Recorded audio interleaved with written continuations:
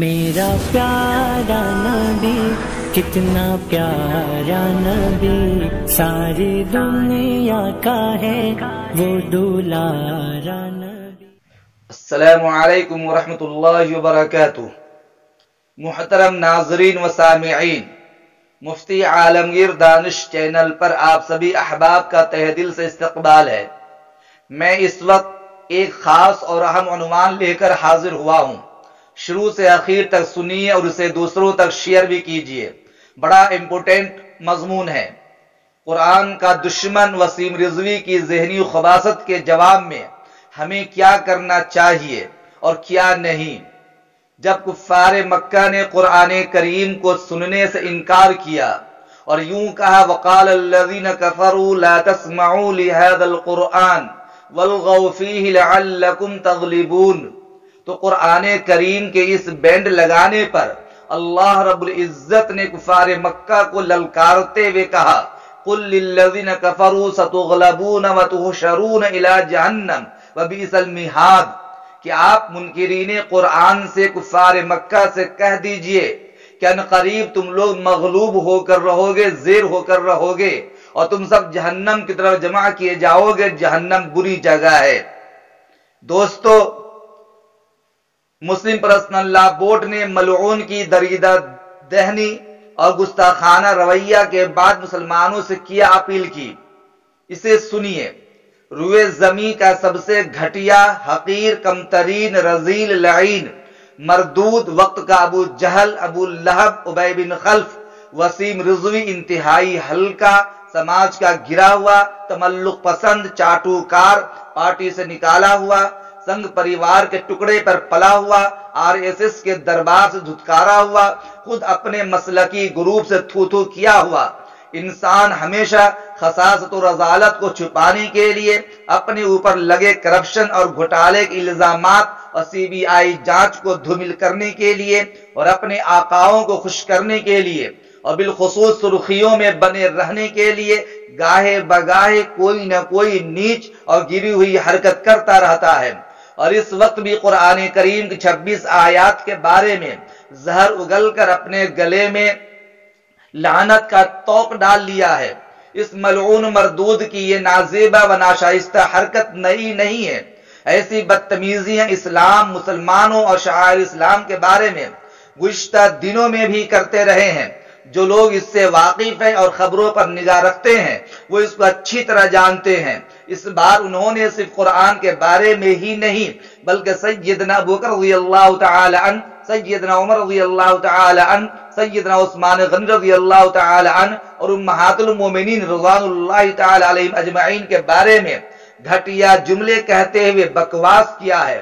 خلفائے راشدین، امہات المومنین اور صحابہ کی جماعت مقدسوں کی جماعت ہے۔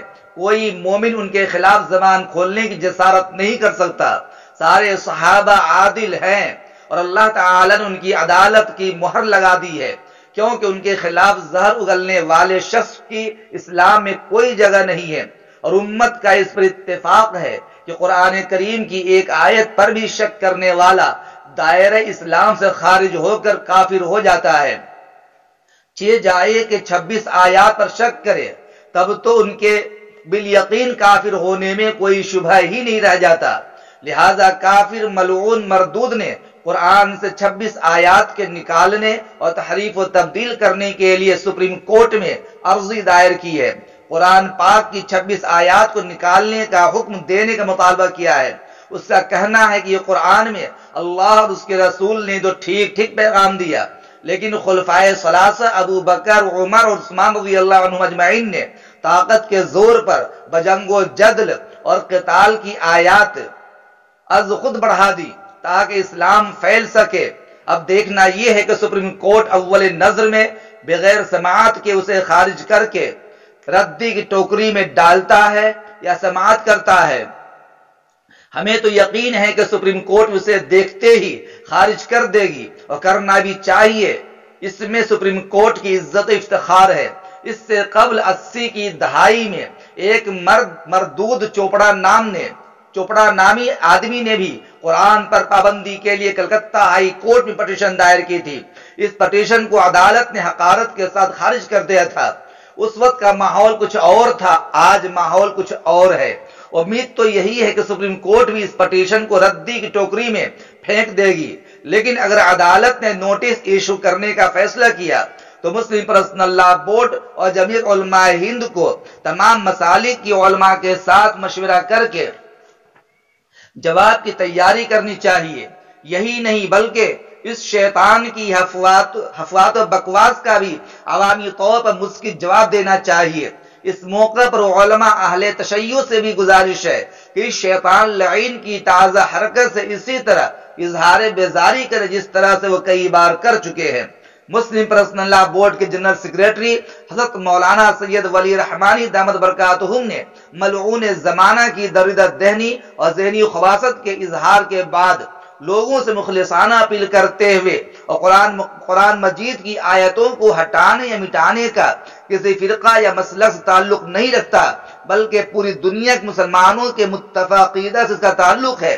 इसलिए मैं मुसलमानों की तमाम जमातों, खा वो शिया हो, सुन्नी हो, बोहरा हो, देवबंदी हो, बरेलवी हो, अहले हदीस हो या किसी भी फिरका से ताल्लुक रखते हो, अपील करता हूं कि इस मामला में इश्तियाल में आने की, एहतजाज, मुजाहरा, धरना या जलसा जुलूस करने की कतई जरूरत नहीं है। कहीं भी हंगामा आराई की जरूरत नहीं है, न रोड जाम करने की जरूरत है, न धरना देने की जरूरत है, न मार्केट बंद कराने की जरूरत है, न कहीं धूमधाम की जरूरत है। मामला सुप्रीम कोर्ट में है।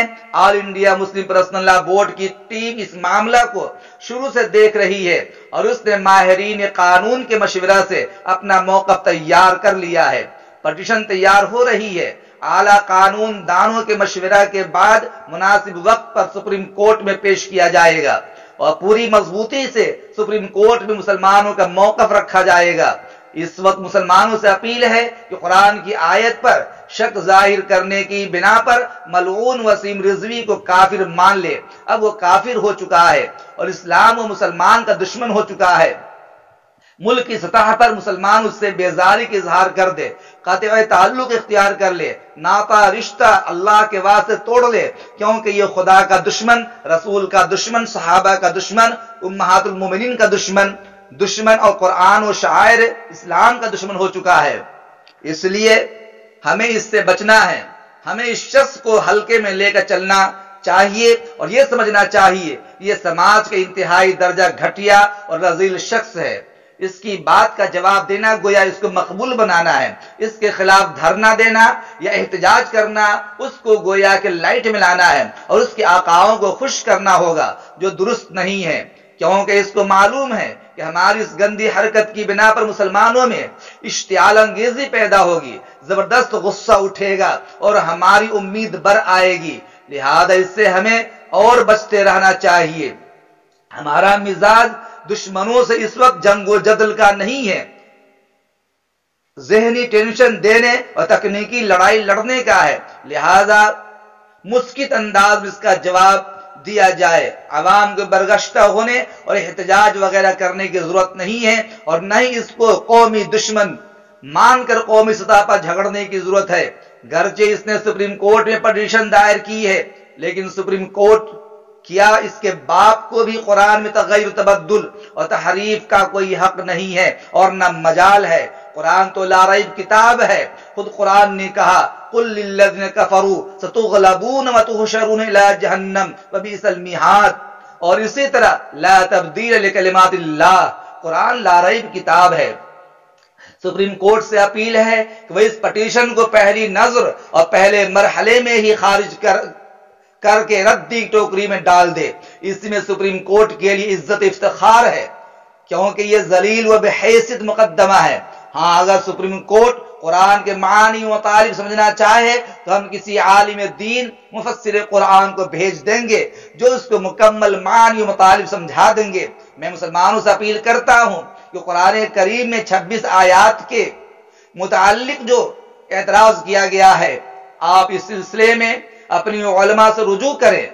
26 आयात का पस मंजर समझे, किन हालात में इन आयात का नुज़ूल हुआ है, شان نزول کیا ہے کہ ان کے بارے میں اس کا نزول ہوا ہے، سمجھنے کی کوشش کریں، اپنے علماء سے رجوع کریں تاکہ آپ کا بھی ذہنی شک و شبہ دور ہو سکے اور لوگوں کے شبہات کو بھی دور کر سکے، اور مردود کے خلاف مقدمہ پورے ملک میں کرائیں، جہاں جہاں جس علاقے میں آپ رہنے والے ہیں ہر پولیس اسٹیشن میں جا کر اس مردود کے خلاف آپ مقدمہ دائر کریں، اس کا بیک گراؤنڈ ڈھونڈیں، اس کی کمزوریاں تلاش کریں، کہاں کہاں کرپشن کیا ہے، کہاں گھوٹالے کیے اس نے، کہاں اس نے ملک کو گمراہ کیا ہے، ہر پہلو پہ نظر رکھتے ہوئے اس کے خلاف مقدمہ درج کرانے کی ضرورت ہے تاکہ پورے ملک میں بھاگتا پھرے اور اس کو کہیں بھی پناہ کی جگہ نہ مل سکے۔ امید کرتا ہوں کہ میری بات اچھی طرح سمجھ میں آ گئی ہوگی۔ اللہ تعالی ہمارے مسلم قوم کو اچھی سمجھ نصیب فرمائے، حق بجانب چلنے اور باطلوں سے دوری اختیار کرنے کی توفیق عنایت فرمائے، قرآن پر مر مٹنے کی توفیق عنایت فرمائے۔ السلام علیکم ورحمۃ اللہ۔